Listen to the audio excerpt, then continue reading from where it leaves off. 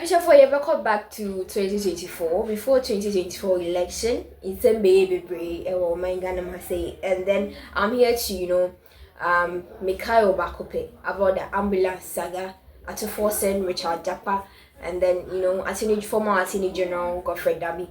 Before it wasn't easy. Na day between Nipa 3. I think that there were two people standing against trial, and then Godfrey Ajo Dami also na case near the papa cross examination Pijari Nini Kike Kahon.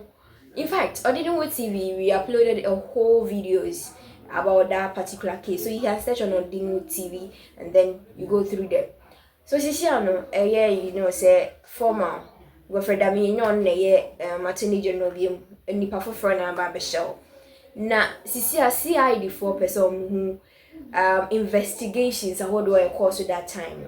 See Ato Forson financial minister Ato Forson or file a new petition against Yolandi Kolende say any free on panel because they are Yolandi Kolende invaded their privacy. In some many crimes, I didn't with Jim Cranana, before didn't with him. So, or filing for petition for the removal of Unicolende. And CID funds so investigations and what do I AG or Dami in 2024 that time, and then they will base on that normal continue case say yes. So Sisiano Sembe Brenane Ekoso financial minister Ato Forson Richard Jakpa Unicolende everyone is in trouble now. It's wow, these are baby PSC me no. Not to say it was for I told you what. Ambulance saga way Ghana for your person can dear chira new baby kwakosi. Is it say Ato Forson we are going to arrest Ato Forson, we are going to find him to say punishment being any the man and I say obetting ya charge well, we are all here, so please subscribe to Odinu TV. Make sure you add your like, your comment, and don't forget to share videos to a lot of people. And please again, click on the notification button for more news updates. On your team, Rasisia Medasi. Today, a Ghanaian citizen, Daniel Mafo of Foriata, has petitioned the Director General of the Criminal Investigations Department, that's the CID of the Ghana Police Service, to commence an investigation into allegations against Supreme Justice Yoni Kolendi and the Director of Operations at the National Security Secretariat, that's Richard Jakpa, for what he says is, quote, an obstruction of justice, unquote, and interference in the ambulance case. Now, his petition comes barely a week after Richard Jakpa, mentioned in this one, also petitioned the CID to investigate immediate past Attorney General Godfrey Jakpa in this same case. Also, we're going to put the two side by side and find out exactly what the specific demands of these two petitions to the CID are. One targeted at investigations, calls for investigation into the actions of Godfrey Jakpa, and this latest one calls for investigation into the actions of Justice Yoni Kolendi and Richard Jakpa. Now, the man to do this has been away for quite a while. He's back with the bank. Dennis Poberi with Esquire. It's good to have you back. Always a pleasure being here, Alfred. Leave is certainly not pension. Precisely so. Absolutely. I miss the moment that I was here. But I'm back. Indeed. And it's good to watch you from home. It is. Well, it's short-lived as you have it. Well, we have to do this together. Alfred, unfortunately, I'm here in the midst of a controversy that never runs out. Absolutely. This is a matter that started somewhere. The previous years, we all thought it was done and dusted when this case was closed in the sense that the accused persons were discharged and acquitted. An appeal that was filed was subsequently abandoned, so we thought there was an end to it. But it appears to be running on multiple legs now. The fallout now having to mount pressure on the CID to also look into some parts of this particular issue. And that's what we're having to deal with. So the men that you see here are the men at the center of this whole issue that we're having to deal with tonight. The first person, Justice of the Supreme Court, His Lordship Justice Yoni Kolendi. The second person is the former Attorney General, the learned Godfrey Jakpa.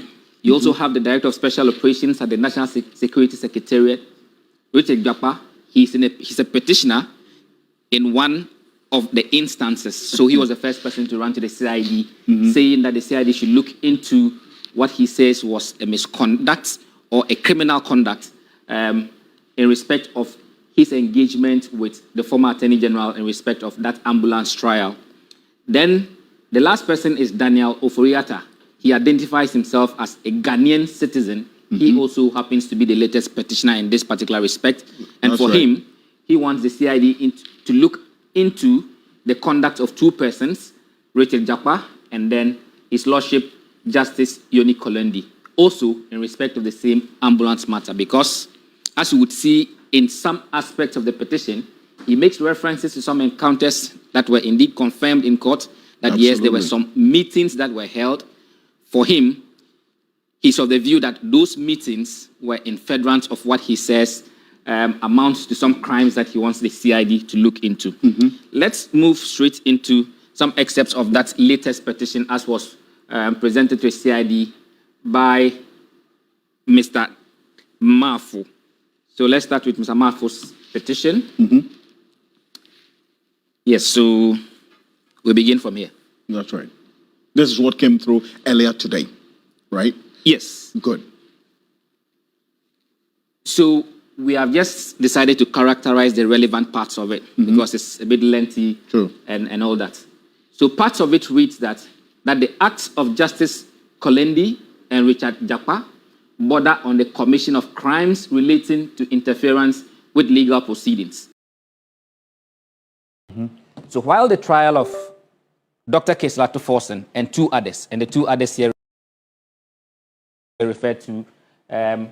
Nemana and then Richard Jakpa, but for some reason on ill health, Mr. Nemana was taken out. So the trial was literally on Dr. Ato Forson and then Richard Jakpa. It came to light that there was a meeting in which Jakpa was involved together with the Attorney General, then the former Attorney General now, Godfrey Yabo Adami, and then His Lordship Justice Kolendi. That meeting was said to be held in Justice Kolendi's house. True. Now, what is the reason for the meeting? It is yet unclear, even though different parties have tried to explain it in different ways. Absolutely. There are allegations and counter-allegations. While Richard Jakpa says that that meeting was at the behest of the former Attorney General so that he could get a favorable testimony to convict now Minister for Finance, Dr. Ato Forson. This petitioner says that that meeting was in essence to get the former Attorney General to clear. So it is one meeting, different narratives. Yes. So that's why he now says that this particular meeting that he talks about and that the conduct of Justice Kolendi and Richard Jakpa border on the commission of crimes relating to interference with legal proceedings. He doesn't name specifics, but with the aid of law, we will come to understand what it means to say crimes relating to interference with legal proceedings, because we find it in our body of laws. Perfect. He goes on to say that when Mr. Dami turned down Richard Jakpa's overtures to meet Justice Yoni Kolendi in breach of the code regulating his work as a Superior Court judge, lured the then Attorney General into meetings at that's Justice Kolendi's residence on no less than 4 occasions. Justice Kolendi would then secretly invite Richard Jakpa to come over to his house and interfere in legal proceedings pending against Jakpa by impressing upon Mr. Dami to stop the prosecution of the former and ensure that the prosecution would let him go free at the submission of no case stage of the trial. He goes on to say that after narrating all that he has said, referring to a CID boss as Madam, that it shows a calculated effort by the learned justice of the Supreme Court, Justice Yoni Kolendi, together with his cousin, Richard Jakpa, to interfere in the prosecution of the criminal case filed against Richard Jakpa by the Republic of Ghana. This is not only a dishonorable, but also borders on the commission of crimes in accordance with the Criminal and Other Offences Act 1960, Act 29. This is his own appreciation of the issues. Never mind that. So this is the claim of the petitioner. Yes, the which petitioner. He wants. Who in this case is now a third party. And when I say a third party, he is not a person who was at the said meeting. Because it came to light. Yes, indeed, there was such a meeting. That meeting was Yoni Kolendi, Richard Jakpa, and then the former Attorney General, Godfrey Yabo Adami. But he says that from what he has gathered, this was what transpired, and this was the motive for the meeting, for which he wants the CID to look into. Now, let's move a step backwards. Like I indicated, he says that what they did border on commission of crimes relating to interference with legal proceedings. And he refers to Act 29. We have been combing Act 29 to see what exactly it means to say crimes relating to legal proceedings. When you look at Act 29, which is the Criminal Offences Act, there's a part that is labeled interference with legal proceedings.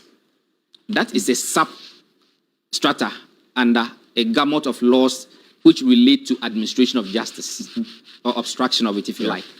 But the part that specifically relates to interference with legal proceedings is sections 220 to 225. And this is the nature of the offenses that have been captured in there. Section 220 talks about hindrance of inquests.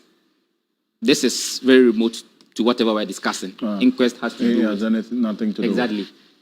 The next one, which is 221, is neglect to hold inquest. That one too. It's not related in any way. Yes. Now there's 222, which talks about violence against judges, etc., in legal proceedings. Okay. This falls under the category of offenses interference with legal proceedings. But in the context of what we are discussing, it doesn't apply. No. Okay. There's disturbance of courts. Section 224 talks about insulting courts. And then 225 talks about exciting prejudice as to proceeding pending in court. Right. So it's quite unclear exactly which parts of the interference with legal proceedings is being referred to in this particular petition. But it's also important to know that beyond this, there's a whole gamut of provisions that relate to obstruction of justice